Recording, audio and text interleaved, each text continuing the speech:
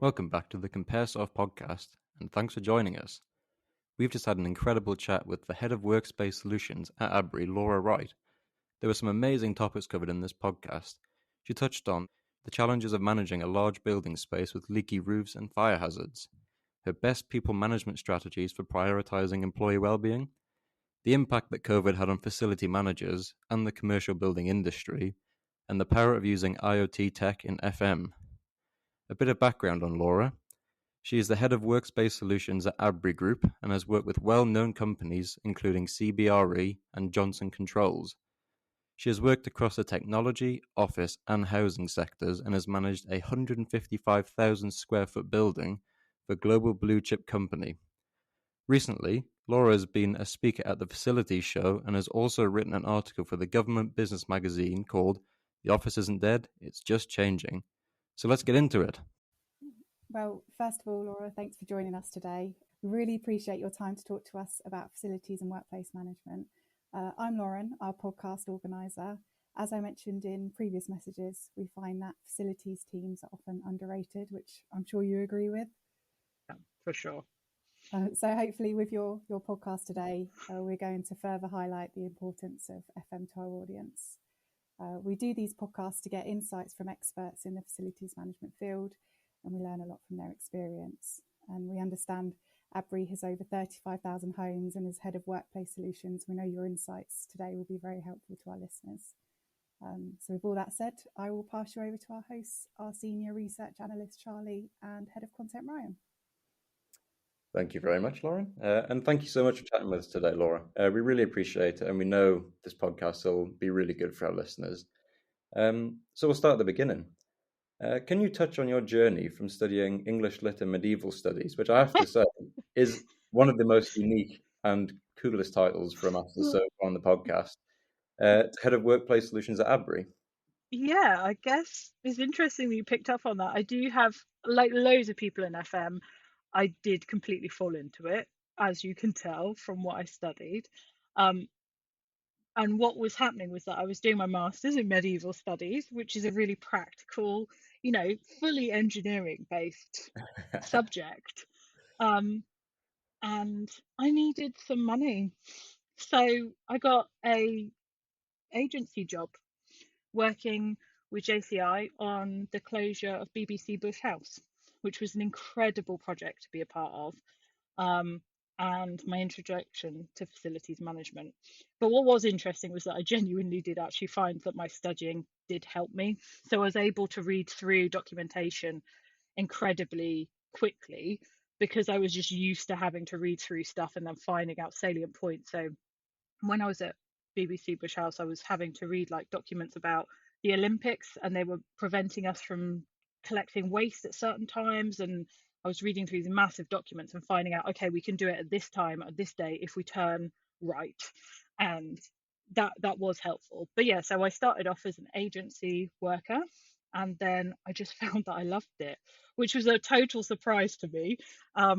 But yeah, I really enjoyed it, and I was made permanent, and then I was moved kind of from account to account by JCI and then CBRE, like gradually growing, obviously more senior, picking up different project work. And then my final account was this big technology blue chip, and with JCI and CBRE, so in that facilities management real estate world. And then I decided that I wanted to look elsewhere and maybe move outside of the industry directly, and ended up at Abri Group, where we've just gone through this big partnership, which is it was a huge partnership between Radian and Yarlington housing groups. And as part of that process, I ended up becoming the head of workplace solutions. And we went on that journey. We're definitely on that journey from going from something that was very housing associations can be a bit behind the times. So I was very much in that space where facilities management services, and it was like old school facilities, like people only cared about the tea, what tea bags were there, what what the temperature is like that kind of stuff.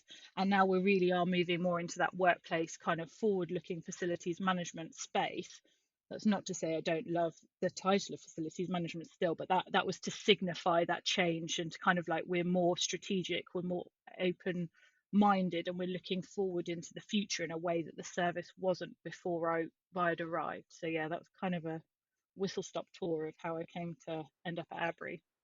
That's a really fascinating journey. And it's really interesting because my background was kind of I studied psychology and forensic psychology, and I've ended up here.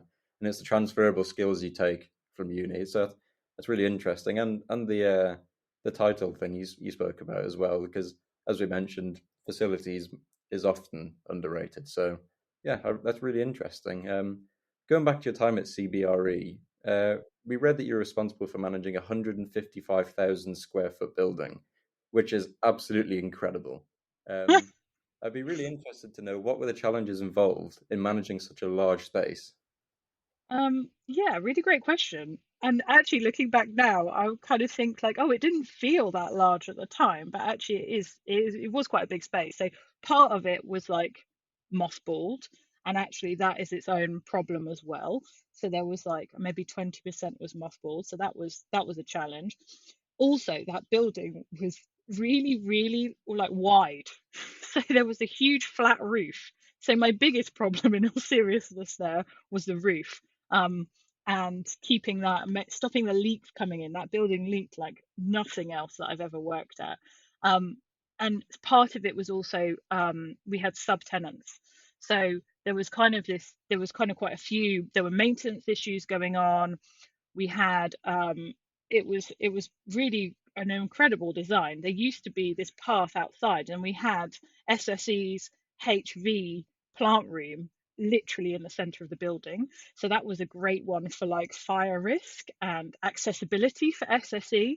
So that was definitely a challenge. But overall, normally, like in the best possible way, the staff and the colleagues that you're working with are usually like the absolute best and also the hardest thing to kind of work with. But at that site, it was such a joy to work with people because they really loved the building. They really wanted everything to work out for the best, and so they were really engaged with kind of the facilities team, which is always really helpful. I mean, especially when the roof is leaking, right? So they were totally understanding about the fact that there were problems, and like if the wind blew the wrong way, we were going to get issues, and how we would work through that. So yeah, I mean, I would one day like to manage a building of that size, but that's like brand new, because I'm sure that would be, I mean, maybe that would be too boring actually, but maybe just a little bit less complicated. Oh yeah, for sure. Like in my second week, there was like the pump house. It didn't set fire, but it started smoking randomly, and we had to call in the fire brigade. And I just remember thinking, like, what have I done? And that was the first time I've been totally in charge of hard services as well as soft services. But it all went fine, and we managed to fix it. Didn't panic in that crisis, and I got to call in the fire brigade. So win-win. It's all character building. Yeah, exactly. Yeah. Moving to the current day, then, as head of workplace solutions, I'm sure your role entails understanding several like psychological factors in the workplace, including employee happiness and well-being. First of all, could you talk us a little bit through what a typical day looks like in your role? Yeah, that's another great question. And I'm sure that similar to other people, there's sort of no typical day, right? But I guess like a lot of it would involve that stakeholder management piece and kind of talking to our colleagues and understanding what's going on, um, and trying to understand where they are. So a lot of my time, I try to spend a lot of my time understanding the strategy and also the functional strategies of everything else that my colleagues and other sub departments are doing, because housing is such a big, like we literally cover everything in the housing provider space. So that's social housing, that's building new homes, that's leasehold, like the whole thing, like community involvement, everything. So really trying to understand what our colleagues are doing, and for me that means being quite visible in the business. So I try to get out and be on the site. So a typical day will, I have a couple of days maybe working from home where I get to get my head down and do some work, but a different type of work. But then when I'm in the offices, I'm kind of talking to people, basically. That sounds terrible, doesn't it? Like really lazy. But actually, I'm trying to understand what they're doing. I'm trying to get involved in projects. I'm trying to understand where their strategies are going, what their pain points are, what's preventing them from doing what they need to do for our customers.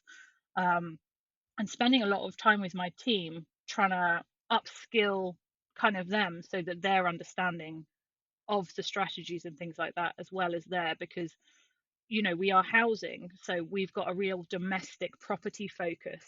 And you mentioned how many homes we've got.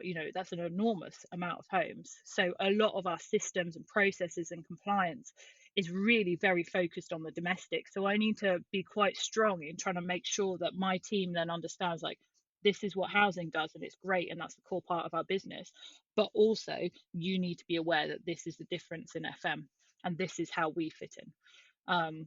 And yeah, that's so yeah, training my team, I guess, training and upskilling and empowering my team is a key part of it. And then just like chatting to people, understanding their strategies, trying to get out there and talk to people in the business. And of course, like, I'm always like got little projects on the go, like you said, well-being, so sustainability, those kind of sub things, like dipping in and out of the different things that we need to do. So I don't think that described it well at all. It just shows Sorry. how dynamic the role is. Yeah, it's really fascinating. And you touched on the well-being as well. And I was just curious, how important do you feel employee well-being is in the workplace, and kind of how do you ensure the well-being of the occupants in your role? Yeah, it is. I think it's really important on a personal level, and in a professional level. I've also seen what can be unlocked when you're allowed to focus on well-being. So being truly honest, people, in facilities management, you can be just expected to get on and look at the compliance activity and not ever have a well-being overlay on that. But I think really that's a missed opportunity. You can absolutely consider your colleagues and colleague well-being as part of everything that you're involved in. It really should be an overlay that is on top of everything, really. So even if it's things that are compliance related, it's like, how do you make this as smooth as possible? Like, this is something that needs to happen. How do you make this as smooth as possible for your team? How do you make that as smooth as possible for other people in the business? You can't always do that, but then you can go back and do something maybe later on. But we have a real focus on well-being, and specifically we are targeting at the moment our activity towards like inclusive workplaces and trying to become more inclusive in general. This is the beginning of a journey, but what that's meant is that I've got really close to our kind of HR department, which is called People and Organizational Development. I'm very close with the other heads of. We talk quite regularly. We do projects together quite a lot. One of them recently has been around accessibility audits and accessibility panels, and how colleagues who are coming into the business new with accessibility needs, or who are throughout their life cycle, of course any of us can have a change that requires us to have an accessibility requirement, right? And we ran that. So my department owned that. So that wasn't a HR thing, although they will probably end up owning the process. So I've had audits done in all of my workplaces to see what we can change, what we can do. We're really open and eager to listen to colleagues' feedback on things. But now we also have like a really nice wraparound process that's like, if a colleague needs an accessibility requirement that isn't in place and is complicated, so like a line manager can't just go, right, I can order some headphones for that. But it's like, a good example is, we've had somebody who it's not a guide dog, it's a dog that's helps somebody feel less anxious in the workplace, but that has kind of come into some conflict with some people who are very scared of dogs, and also some people who are very allergic. So we've had like this panel wrap around it to try and work out what's the best way forward. And it really pulls on that expertise from across the business in a positive way to make that happen in a way that works. So yeah, it's like that, going back to chatting thing, it's getting involved, it's understanding what's everyone doing. Health and safety need to be involved in that, HR need to be involved in that, my cleaners need to know what they're doing about that, and how do we make that a reality. And then yeah, we just try and do that with almost everything we do really. It doesn't always work, and like I said, it's the beginning of a journey, but I think by having that focus in mind, you can make improvements and then you can continue on that journey. Like I said, if I could have a brand new building, fully accessible, like that would be perfect. But the reality is, I'm working sometimes with some old stock. And also, we're a we're a social housing provider. I can't just spend money on everything that I want as much as I would love to. You have to be really practical and pragmatic about like what are the things that our colleagues right now need and what can I build in, and give finance as well an idea of what that looks like, so that then they're not surprised when I'm like I literally want 30k a year every year for the next 10 years, thank you very much. But they're kind of on board with that because it's already gone to the EDI committee, the exec are already into that, they know that I'm going to be asking for that, and so they're like primed, hopefully, to sign that off every year when budget setting comes. Wow. Yeah, that's an amazing few initiatives you've got going, and especially with the accessibility, that's really fascinating.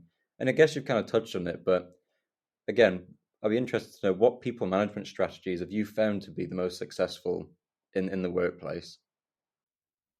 Yeah, so it's really interesting because you do have to be so aware of what's going on with, like, not just it's like people management strategies, but also like change management strategies, um, kind of like that whole gamut of what people feel and how they look, and how they look, how they exist in the workplace. Sorry, what I was trying to explain there.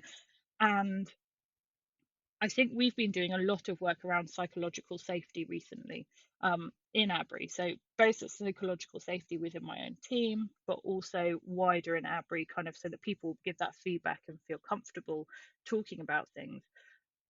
But for me, the main thing that I think has worked throughout my career has been just to see people as individuals and understand them on a one-on-one human way, and really acknowledge the fact, like, this isn't in any management speak at all, so apologies about that, but understand that they are different from yourself and that's okay. And we all think in different ways, and that's normal, and that should be embraced. So where I might not be very good at something, there's almost certainly somebody in my team is amazing at that, and it's almost certain that somebody in the business is amazing at that. And I think that seeing people as individuals and empowering them is really, really important to me personally. And I guess as well, alongside that, is setting expectations very clearly so that you can kind of show people what they need to be doing, and sometimes how. So like slipping from that, like training, instructing, to mentoring, to coaching where necessary, and knowing how to kind of slip between those different hats is really, really important. But yeah, I think understanding people as individuals is really important, because I want to be known. I want to be known and seen. Of course, other people want, well, maybe if they're trying to hide under the radar or something, but people they want to come into work generally and do a great job. And seeing that and appreciating it in somebody else really pays back dividends, I think. And obviously, it's tied in with employee well-being, but the COVID pandemic, obviously, it hit commercial buildings hard, um, changing how people work and affecting their mental health. What was your experience at the time with people staying away from the offices, and how challenging was it to provide a safe environment when they returned? Yeah, it was a really difficult time. So it personally for me, I it was the busiest time I've ever had in my working career, easily. But at the same time, I also had a 2-year-old, so it was he was at home, and so that was really, really hard. And my husband got very sick from COVID fairly early on, and he was in bed for 3 months essentially. And it was so, on a personal level, I found it very difficult, and on a professional level, it was very difficult, but also really exciting. That sounds terrible, kind of looking back now, but it really helped cut out a lot of the noise from our team. That was like, we've been talking about, we're on this large geography, so we're across from Windsor to kind of the West Country. And before the pandemic, we've been talking about trying to get together as a team more, trying to meet more regularly. And they couldn't understand why. And the pandemic happened and they suddenly understood why. They understood why. They want to spend time together. And we really grew as a team, I think, and relied on one another. And we're a really strong team. And I'm incredibly proud of the work that my team did, because, you know, same as facilities management professionals everywhere, we were still in. It wasn't, we couldn't just mothball those buildings and then shut the door and pretend it wasn't there. Like, we had to make sure that all of the compliance checks were still happening. So people were still out on the I remember we had like the letters to hand over to the police in case we were stopped. And that's really weird to look back and think about, but it did help like drop a lot of the noise. Like, nobody was asking me about tea bags then, and that was great. Like, it was all about compliance, handbooks, how are we going to do this, what's the resourcing, what's the business continuity plan, like dusting all of that off. And just, you know, we'd already done that a bit before, but like just reviewing and checking all the time. So it was a really exciting period, but you had to make sure that the team were okay on a personal level as well. And we really spent a lot of time. I think it was so easy to slip into doing incredibly long hours just by accident. And we did spend a lot of time as Abri, but also in my department, to be like, this is not necessary. You don't need to do this. You need to look after yourself. Do what you feel comfortable with. Like, here are the basic things of what we need to achieve as a department, and let's talk about the other stuff if it's a problem for you. And then we were really lucky as well. So when we started to get more of that return back into the office throughout the pandemic, we did have people coming in, and exactly like you've mentioned, it's employee well-being. Some people did not have the correct setup at home. There are many reasons that people needed to be back in the office. And so we did have people back in fairly early. We were really lucky with our health and safety team, who had some great advice. Our finance team immediately approved any requests basically that were pandemic related. And we were able to kind of put in all of the, you know, the enhanced cleaning services. We've got like new like clean your own desk stations that are still out there. People still use them. And the one-way systems and that distance from one another. And it was about, we did it slowly. So we started off with one site, and then we'd do, I say slowly, it was like a sprint. So we'd do like one site, take 2 weeks, do the other site 2 weeks. Like, so we were just rolling constantly to make sure that we were opening what was needed for the business, but that we weren't doing it to the detriment of ourselves as well. So we found out that most projects we can actually do with 2 weeks run up if we really, really need to, and we can drop other stuff. But yeah, the legacy of that is interesting, because the expectations of people coming back to the office is very different following that. And also, we're looking back as a team and going, gosh, this might be busy right now, but it's not as busy as a pandemic. I don't know why we're taking this so seriously. And actually, it's been like quite a good check to kind of look back and be like, there was a reason then. Like, let's take a step back. And that's helped with people as well, because they knew that Abri was there and we were all there to support them during that time. And then I hope that feeling will last, and, you know, be re-emphasized, but it will last, because it really is important to look after your colleagues and make sure that they are in the best possible place to do what your business needs to do. Yeah, and it's just incredible hearing the journey you went on through them times, you know, and obviously the added personal layer for you as well, just keeping, you know, with things at your workplace. Obviously, we hope it never happens again, but are you confident you've future-proofed the workplace for pandemic-like scenarios? You know, we don't want them, but that has future-proofing have to be there. Yeah, I mean, as much as is possible. I think it's definitely taken us. So the thing that has the long-lasting impact of us looking is we could turn a lot of that on immediately if we needed to for a similar style pandemic. Obviously, you don't know what type of pandemic would be coming, but like a flu style one was due, wasn't it? That sounds really weird, but like it was expected in some ways.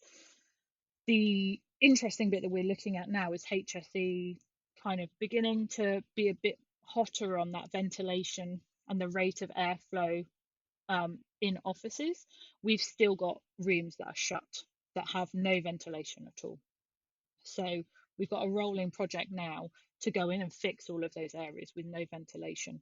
So I would say yes, but almost with that caveat, knowing that our ventilation standard is not where it wants to be, and we're working now to get all of our workplaces up to like CIBSE's recommended levels, so that then we'd feel a lot more confident about any similar kind of pandemic in the future. And obviously, there's a lot of compliance and laws involved with in facilities management. So we all took the time to read your government business magazine on on how the office setting is evolving, and I'd highly recommend it to anyone. For our listeners, it's a fantastic read. In the article, you mentioned about your colleagues at Abri, what they want: meaningful connections and spaces to support to the best of their abilities. How have you and your team gone about driving that community feel and connection in the workplace? Yeah, so we recognized, it's really kind of you to read that. I feel like sometimes I'm just like waffling on. We've really focused on that thing that I was talking about before, about trying to understand our colleagues and understanding what they need. So we, out of necessity and the size of Abri, it can, like any business, I guess, it's not Abri, but it's really easy to fall into siloed working. It really, really is. And we spent a lot of time trying to work out what are those touch points that would help break down those silos. So we have a lot of project boards across Abri that kind of touch on all of the relevant departments, that bring everybody in. But we also started creating these spaces. They're on every floor. It was very old fashioned. So we would have like just desks and cupboards everywhere, like literally everywhere. And there would be nowhere, apart from maybe a breakout area for lunch, but there would be nowhere to sit down and kind of like work on something in a space together that was out in the open, wasn't a meeting room, people could drop by. So we worked with Interaction during the pandemic, who helped us do the space planning, and they had a workplace psychologist involved in that, which was something that we put into the specification. We definitely wanted that understanding to be a part of our space planning. But mostly it's really just listening and talking to colleagues. And what's really interesting is, and I remember we were talking about it at the time, do you think we're going to need less space because people aren't utilizing it? And I was like, I don't know. I think that we might need the same amount of space, but just in different ways, like less desks. And something that's really happened since people have come back is that we're still listening. We're still trying to listen and change and learn all the time. They really want more meeting rooms, and like really big ones, because they want to have massive team meetings all the time. And that's great, because that's really what we're like. People are going about their work, they're out in their communities, they're coming back, they're having team meetings across departmental meetings. And to be fair, that can't necessarily happen around a big table in the open office. So it's then like, okay, so that's a bit more money, that's a bit more planning. How does that look? How do we start making those kind of changes? But I'd say it really goes back to that listening to your colleagues and understanding where they are with their processes, where they are with their strategies. And what's really interesting is understanding where their strategy says one thing, but the colleagues who are doing it are in a completely different place, because that happens a lot. So you know that they're probably going to end up in this other place further down the line. And you're kind of like, right, so I have to work on the now, but also with one eye to the future. And that's a really nice, tricky balancing act for FMs to try and wrap around and understand what's going on. Yeah, I mean, the community areas, they're great for bringing everyone together. And it's sort of like you get away from that work atmosphere, essentially, and then bring it back to, how you feel as a person. I guess, and this kind of links with the protocols you have with COVID, but you also mentioned in the article about installing a desk booking app and a parking app. Again, was this provoked by the pandemic, and was there challenges in setting it up, and is it still running? Yeah. parking is like my number, that one topic that people like in the business ask you about all the time. Parking is that one for me. We do still have a parking app in place, and we're really lucky actually. Our IT team managed to build it. They look at all the requirements that we had, and they were like, should we go out for this, or can we make it in house? And they managed to make it like pretty easily and quickly, and then it's like fully integrated with Office 365. It's fully compliant to our GDPR requirements and data protection, all that good stuff, and it was free, so that was great. But parking continues to be a challenge. The app itself is golden, but it's that people's interaction with the app that can be problematic. So we have less parking than we have colleagues, and people's not always, a very small minority, but people's values and behaviors, kind of like parking where other people have booked and all the rest of it, is tricky. I think that the parking app is definitely one here to stay. It's brilliant. The desk booking one is kind of it's different, an interesting problem. It was hugely useful during the pandemic. People don't seem to like using them at Abri. So some teams will really use it and like book all their spaces, and then other people just won't bother and rock up, and that's causing us some conflict. So it's in that space where it's like you can't app your way out of a problem. This is a behavior thing, but how can you better leverage like software, an app, a system to help support better behavior that is more supportive of your colleagues' requirements? So we're just going through that kind of process now, and that again was one that we'd built in house. I'm 50-50 with it. The app's really great, but I think that some of the other stuff that's out there might give us some better would help encourage those kind of behaviors in a better way, because you can see who else has booked, you can see where they're sitting, you can do the block booking kind of stuff, which some of it's possible through our in-house app, but not in the same visual easy way that colleagues might need. So that conflict between, I guess, we say like the app versus the behavior, and we're still trying to navigate our way through how to better support people with that. Yeah, that's fantastic. From a behavioural point of view, it's very ingrained in us people with cars to barge out the way, find your parking space, and you're done, I think it relates everywhere. Yeah, exactly. And Laura, I'm really interested to know, we touched on earlier, the sort of an important aspect of this podcast is to drive appreciation for facilities teams. From what you've been saying about your work throughout COVID, I think it's clear that it's invaluable what you bring. But from your point of view, what value do you think workplace managers bring to a facility which might otherwise go unnoticed? Oh yeah, no, so much. I think like facilities managers have so much to offer to the business. They already have an incredible amount of skill sets that in many places are under recognized, underutilized by the business. And a lot of those are to do with stakeholder management. They probably know everyone in the business, from the cleaners, the receptionists, right the way up to the CEOs. That kind of skill is really important, and sometimes we don't recognize it within ourselves. In FM, that is something that's really key. That ability to speak to everybody and kind of get to know what's going on. I think that it can be very easy to get stuck in a space in FM where you're only looking at the compliance side of things.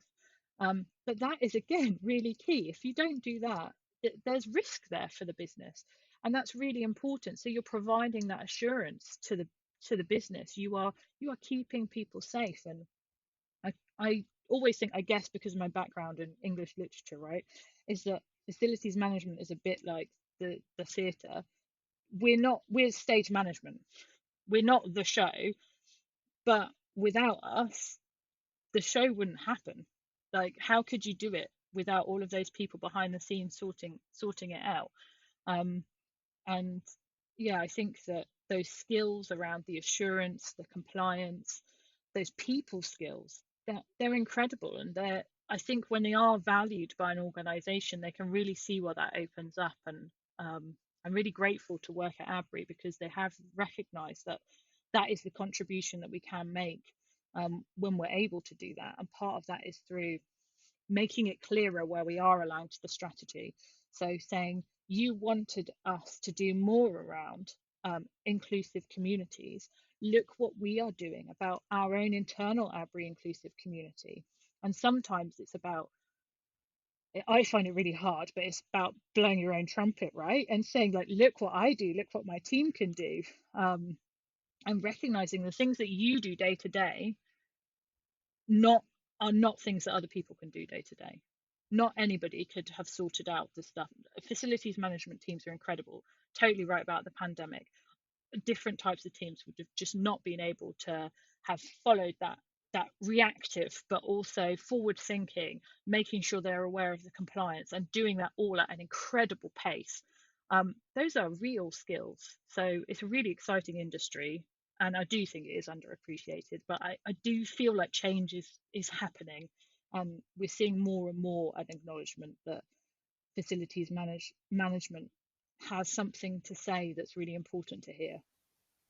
And you mentioned about, shouting about the achievements that the facilities teams have been able to make. What else do you think about, driving appreciation in the workplace, like especially with top management, knowing that, you're doing the great work that you're doing? Do you find challenges doing that, or how would you drive that appreciation? What's interesting to me is that whenever I get ready to present something to people really senior, I always kind of think like, maybe this reflects more on me than it does on anyone else, but I always think like, oh, that's not really a lot, is it? Like and then I present it and they're like, wow, that's incredible. Look at what you've done. It's really practical. Like I'll give you an example of that. So we have, I've mentioned inclusivity, EDI. That is a really big part of our strategy.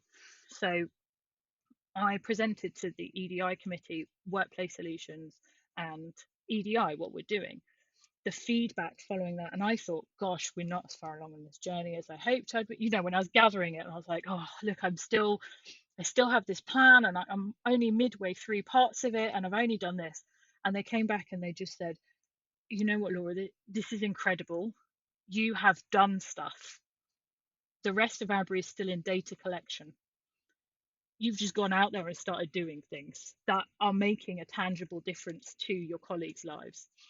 And that was an incredible moment for me as a leader to I'm always really proud of my team, but to reflect on the fact that actually it's so easy when you're caught in the moment and you're doing so much day to day that actually you are achieving things that maybe you don't know about. And I guess the thing that worked for that as well was that I bang on about this all the time, but I knew that it was part of Abri's strategy about inclusive communities. So we have other things that are in our strategy, and I would really suggest that, if you're a facilities manager, it's always great to know what the strategy is of your business, because if you can directly point to that thing and say, I am contributing to this, and here is how, top, senior leaders will listen, because that's what they want to hear. That's what they're wanting to hear. So anytime that I say I am contributing to number 6, creating a great place to work by creating collaborative spaces that people can access, they love that stuff, and it makes it easier. And I think that is a skill maybe in FM that we need to stretch a bit more. That's like how to report in a coherent, concise way.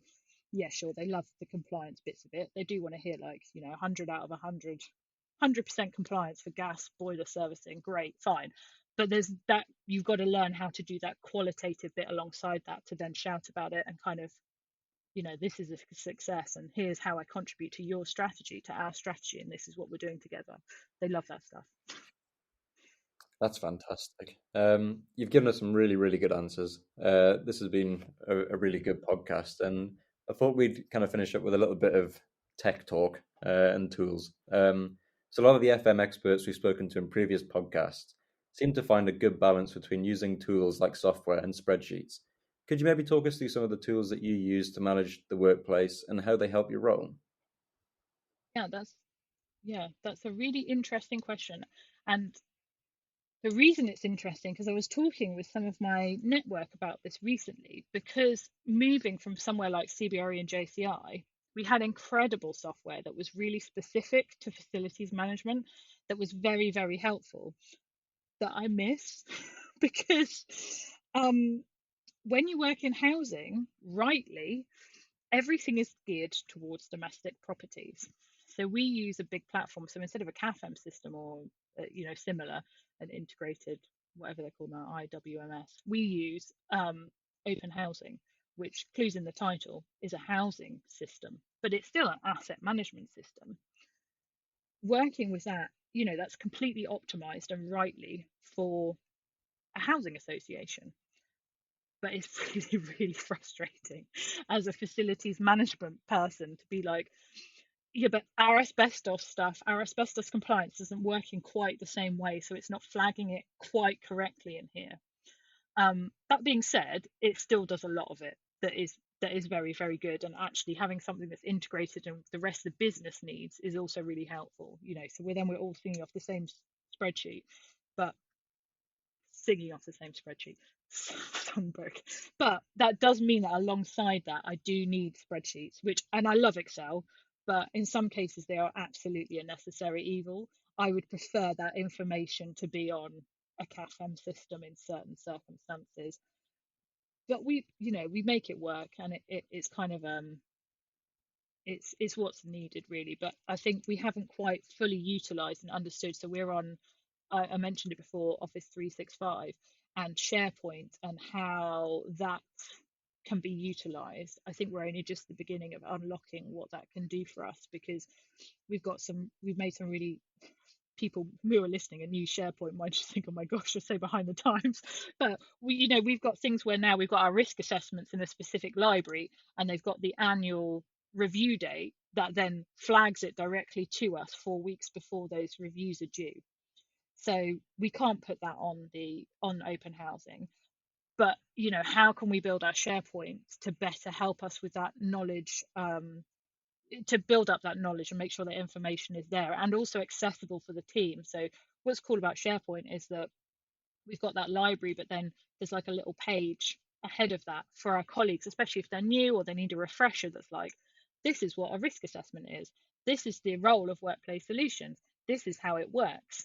And that's a lot easier for them to read and pass and understand. And then that combined with it having like the prompts within the system to say like, hey, update me, it's nearly been a year, that's really good. Now we're really at the start of that journey, I think, to make that work. But it does seem to be something that has a lot of opportunity for us to explore even more. That's some really interesting insights into that. Yeah, really, really interesting. And finally, a growing theme throughout the FM world is the adoption of connected technologies, IoT-powered technologies and stuff like that. What's your take on these technologies for facilities management?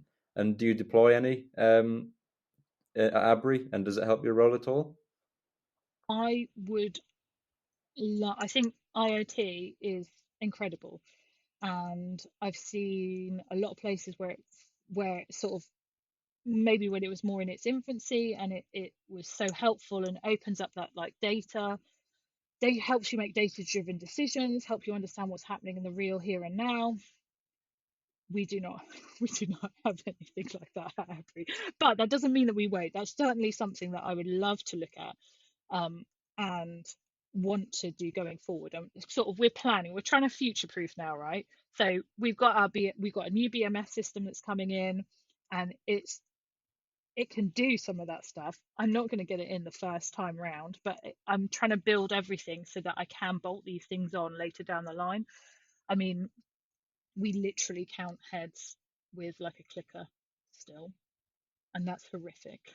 So I would really like to not be doing that. I think there's a good business case. It's just really, really hard sometimes to make that a reality, but that one is coming for sure. But yeah, IoT I think has the potential to really help make those spaces in your workplace be of a better, thermal comfort, all sorts of things.